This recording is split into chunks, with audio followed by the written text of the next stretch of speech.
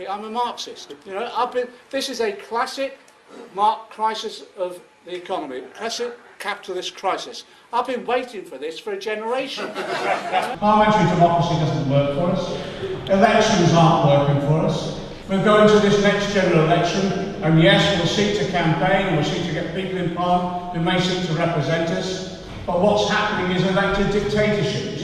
So we have to actually recognise we've got to bring democracy back into the community, and that means democracy of the streets. So when it comes to coordinated industrial action, we need coordinated street action as well.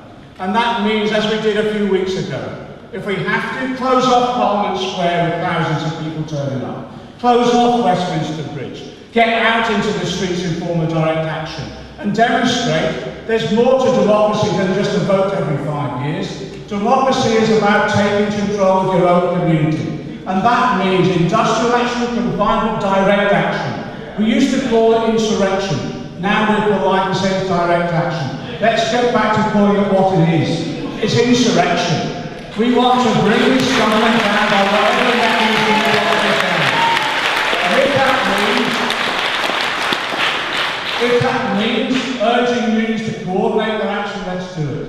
If that means calling every community organisation to demonstrate on the same day about their vast range of issues to bring this country to a standstill, let's start organising for it now. I want to be in a situation where no Tory MP, no Tory MP, no coalition minister can travel anywhere in the country or show their face anywhere in public without being challenged by direct action. My view is they're social criminals.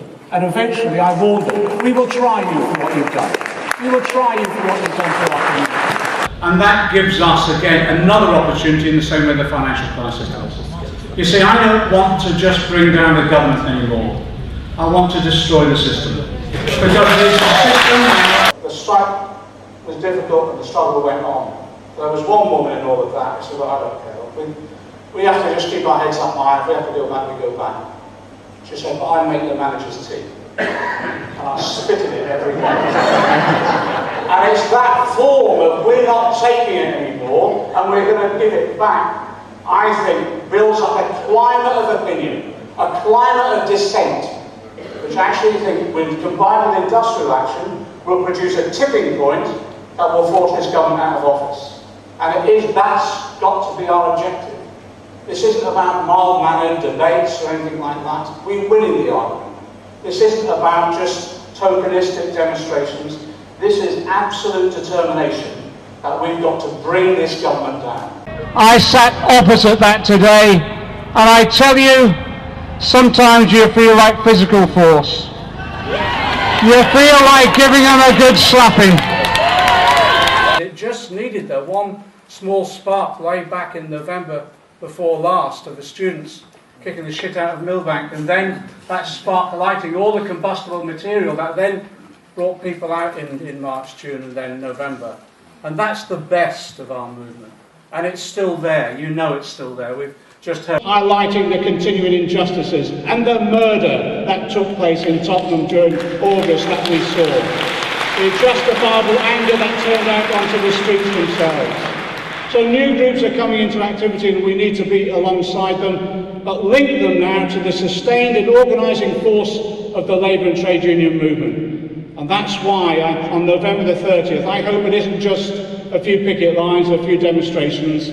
I hope we march down to St Paul's and support them in the blockade of the city that's happening that day. They're hoping to bring the city to a halt. I think we should use organised labour to help them bring the city to a halt on November the 30th. And that's why I say this. When the students come out and take direct action, we automatically support them. And that means we will not allow those students who stormed Tory HQ to be left alone, to be made examples of in the courts. We support them. Liverpool a fortnight ago, where they've launched, Alec McFadden, one of our organisers, has launched the Sack Esther McVeigh Day. Yeah. On her birthday. And it was a packed, I spoke at a packed public meeting, it was absolutely packed, but there was a a whole group in the audience that completely kicked off, quite critical of the whole concept, because they were arguing, why are we sacking her, why aren't we lynching the